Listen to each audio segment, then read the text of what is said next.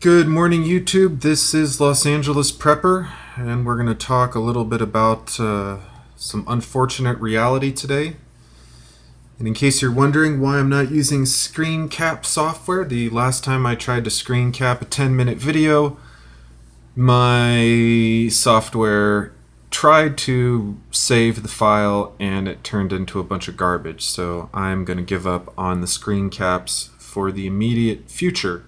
If anyone watching this has a favorite screen recording software that they like to use that will run on a 10-year-old Windows 7 laptop, let me know. But anyways, 5 refugees killed, 20 injured in Rwanda camp food protest. Not good. So why were they protesting? Well, they were protesting because of a 25% cut in their rations. Okay. So I'm not really going to speak about whether or not the ration was a good idea or a bad idea. They're trying to make their resources last as much as they can. This camp houses 17,000 Congolese, or people from the Congo. Or just Congo, I guess. It's a country. But anyways, 17,000 refugees. Can you just imagine what it would be like living in a camp with 7,000 refugees and you have nothing. You have the clothes on your back, if that. You have, a t-shirt and some pants, maybe a cooking pot, scrounging some scrap wood to make a fire. I don't think the whole camp looks like this. You can see like actual houses around here. The refugee camp must be somewhere else, but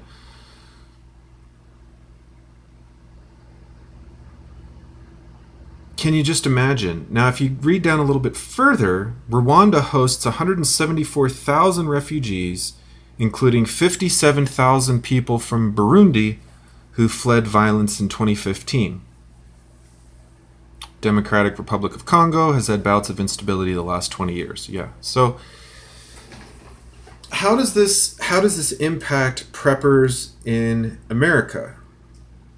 Well, we're not having food protests here yet.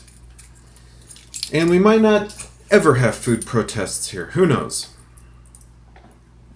But one thing you have to keep in mind in America is that the only reason we don't have quote-unquote thousands and thousands of refugees is because we don't call them refugees, we call them homeless, right? There are over 50,000 homeless people in Los Angeles.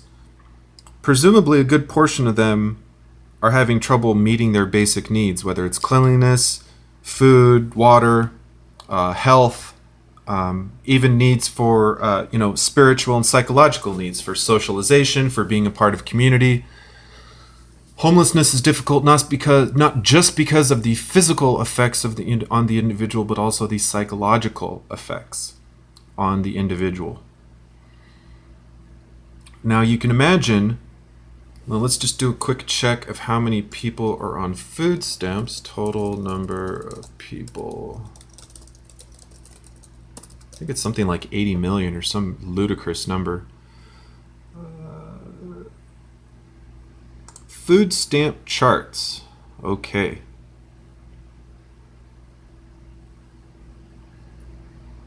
The number of Americans receiving food stamps is about 41 million people.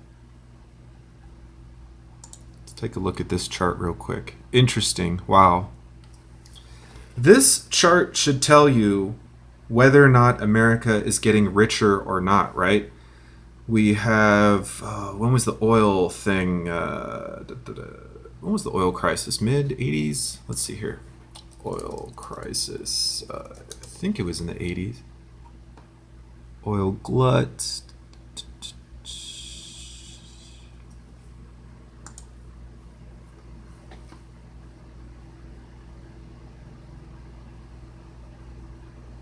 Okay, so starting in 1980, kind of ending through the end of the 80s, oil price dropped. But at any rate, let's go back to our graph here. So we see 1981 was kind of high at about 20, maybe 22 and a half, coming down to 1989. And then from the 90s up, of course, we had Clinton elected in 1992. That may or may not have had an impact on it. Then up to 1994, we're reaching the peak as the internet starts to come alive, and that starts to help the economy grow. We see less and less people. Then in the year 2000, right before the dot-com bubble bust, we have the lowest amount of food stamp use since, let's see if I can see it here, since about 1978.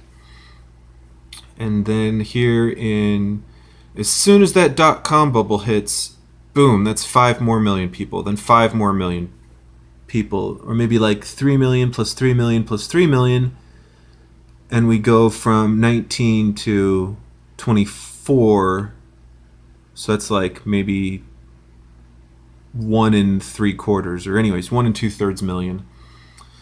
Then up to 2008, we have the housing crash, and then we're going, and the whole banking fiasco, we went from 27 to 33 and a bit to 41 million to 44 million, 47.6 million in 2013.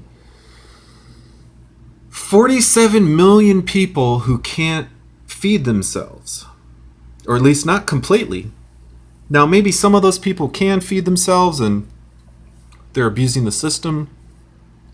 Even if you said as high as 20% of people on food stamps were fraudulent, that's still 7.8 times 0.8. That's still 38 million people who cannot feed themselves. 38 million people, give or take 40 million people cannot feed themselves. What are we going to do about that? What are we going to do about that so that we don't end up like Venezuela? Let's take a quick look at Venezuela. If I could spell Venezuela right. Venezuela.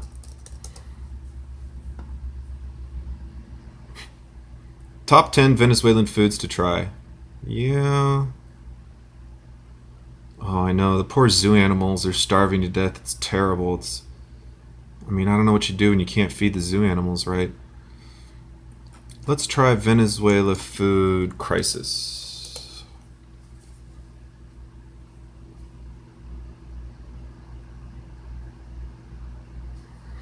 Yeah, I'm trying to find, here we go. Something a little more sensational. We loot or we die of hunger. On the night of January 9th, a hungry mob took just 30 minutes to pick clean a grocery store in eastern Puerto Ordaz.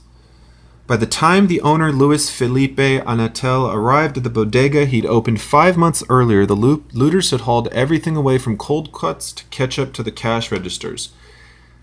"It makes you want to cry," said Anatel in a telephone interview. "I think we are headed for chaos." So that sucks, right? That sucks for this guy who owned the store. He just opened it a few months ago. He had some money saved up. Here he's thinking he's going to provide for his family. And all these other families come in and think, well, we have to loot or we're going to die, so I guess that means we have to loot.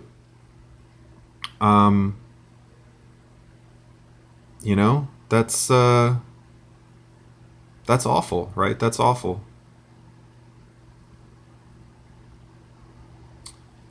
What's the answer? Well, the answer kind of goes to your root, at least in my opinion, your root of what society should be. Should society be something that supports people who can't support themselves? Should we give people fish or should we teach them how to fish? Not everyone is going to be able to fish for their own. Not everyone is going to be able to start a garden. Not everyone has land, right? But We have to move in that direction, and we're not. We're moving in the complete opposite direction. More people are moving to apartments. Less people are living in the country. Even with this whole move to rural living, that's kind of in the prepper community. That's in the community of people that kind of have some insight as to what's coming. You know, when most people look at an article of, where was it? When most people see an article like this, you know, 5 refugees killed, 20 injured in Rwanda camp, they think things like, oh, well, that's Africa. Well, that only happens in Africa, or that only happens with really poor people, or that doesn't happen in more developed parts of the world. But of course, Venezuela, relatively recently, wasn't, you know, someone in Venezuela a year or so ago could have seen that article and said, oh, that's never going to happen to us. You know, I don't, you know, those poor people in Africa, they have corrupt governments and they're always fighting and they're who knows what, you know, whatever excuses people from developed countries make for, you know, for the troubles of other countries. And I realize this video is getting a little bit long, but yeah, I mean, the whole country's losing weight in Venezuela, right? But back to what we're going to do about this. You know, what are we going to do? 40 million people in this country can't feed themselves. That's a good chunk of the population. What was that recent number?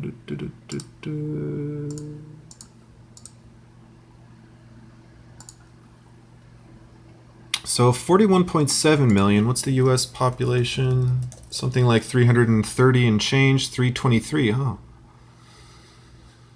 So, what is 41.7 divided by 3? 12.9%, 13%. So 13 out of every 100 Americans are having trouble feeding themselves. Over 1 out of 10. So if you have 10 friends, there's a chance that 1 out of 10 of them is having trouble putting food on their table for them and their family. Now, how many people out of 10 or out of 100 are moving to the country, are trying to grow their own land, are putting a garden in their apartment or in their backyard or in their front yard? I would guess probably less than 5%, if that. Maybe I would guess between 1 to 3% of all Americans grow their own food. If that. I don't even know. Interesting. I wonder if Google has any insight on that.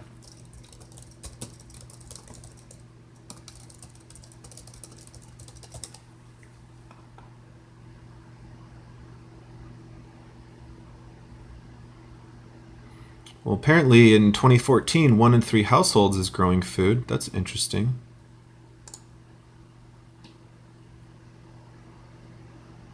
Oh.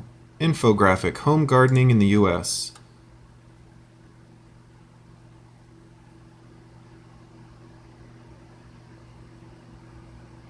You know what? I'm going to stop right here and we're going to come back with another video because this is really interesting stuff. Until then, like, comment, subscribe, and let me know what you are doing and make a video, if you can, about the food you're growing.